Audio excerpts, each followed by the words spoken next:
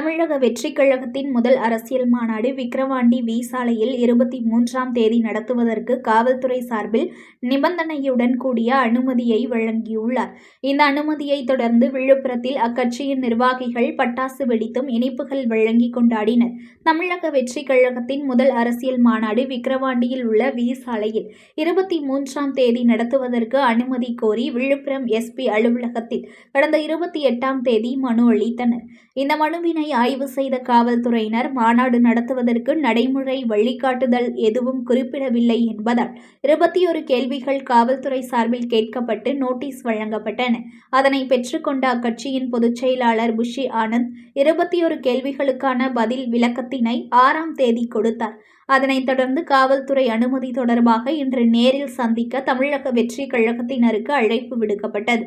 அந்த அழைப்பின் பேரில் இன்று அக்கட்சியின் விழுப்புரம் மாவட்ட பொருளாளர் பரணி பாலாஜி, வழக்கறிஞர் அரவிந்த் சீல் இடப்பட்ட மாநாட்டிற்கான அனுமதி கடிதத்தினை டிஎஸ்பி அலுவலகத்தில் டிஎஸ்பி சுரேஷிடமிருந்து பெற்றுக்கொண்டார். மாநாடு நடைபெற காவல்துறை சார்பில் நிபந்தனைகள் விதிக்கப்பட்டுள்ளன.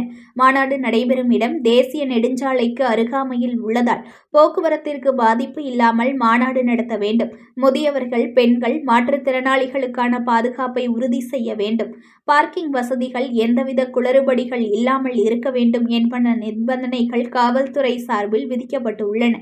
இதனைத் தொடர்ந்து அக்கட்சியின் நிர்வாகிகள் விழுப்புரம் புதிய பேருந்து நிலையம் அருகே பட்டாசு வெடித்தும் இனிப்புகள் வழங்கியும் கொண்டாடினர். காலையில் கண்காணிப்பு அலுவலகத்திலிருந்து எங்களுக்கு ஃபோன் வந்ததுங்க சார்.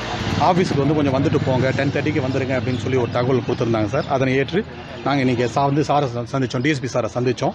அவங்க ஒரு சீல்டு கவர் கொடுத்துருக்காங்க. அது பொதுச்செயலாளர் நேம் போட்டு கொடுத்துருக்காங்க. நாங்கள் அந்த கவரை இப்போ பொதுச்செயலாளர்கிட்ட ஹேண்ட் ஓவர் பண்ணிவிடுவோம் சார். அது பொதுச்செயலாளர் அதை பார்த்துட்டு உங்களுக்கு என்னன்றதை டீட்டெயிலாக உங்களுக்கு அதில் என்ன தகவல் சொல்லியிருக்காங்க என்னன்றதை டீட்டெயிலாக இன்றைக்கி உங்களுக்கு அனௌன்ஸ்மெண்ட் பண்ணுவாங்க சார். கன்ஃபார்மாக தலைமையிலேருந்து பொதுச்செயலாளர் அறிவிப்பாங்க சார். தளபதி அனுமதி பெற்று அறிவிப்பாங்க. இல்லை, இப்போ அனுமதி கொடுத்துட்டாங்க. அது அனுமதி வாங்கி தான் சொல்லி எனக்கு இன்னும் அஃபிஷியலாக எனக்கு தெரியாது சார். எனக்கு சீல்டு கவர் தான் கொடுத்துருக்காங்க. எனக்கு எதுவும் ஓப்பன் காப்பி எதுவும் கொடுக்கல. ஏன்னா அது பொதுச்செயலாளர்கிட்ட தான் கொடுக்கணும். இது அது நான் அவர்கிட்ட கொடுத்ததுக்கப்புறம் பொதுச்செயலாளர் அவர்கள் உங்கள்கிட்ட எங்களுக்கு காவல்துறை இப்போ எல்லாமே அனுமதி நிபந்தனைகளோட அனுமதி கொடுத்துருக்காங்க. நானும் உங்களை மாதிரி டிவியில் தான் சார் பார்த்தேன். எனக்கு இன்னும் அஃபிஷியலாக எனக்கு இந்த நியூஸ் எனக்கு தெரியல. டிவியில் தான் நானும் பார்த்தேன். ஆனால் சீல்டு கவரில் கொடுத்துருக்கிறதுனால அது நான் எதுவும் அதில் சொல்ல முடியாதுங்க சார். அவ்வளோ பொதுச்செயலாளர் உங்களுக்கு முறையாக தளபதியோட அனுமதி பெற்று உங்களுக்கு எல்லாமே சொல்லுவாங்க சார்.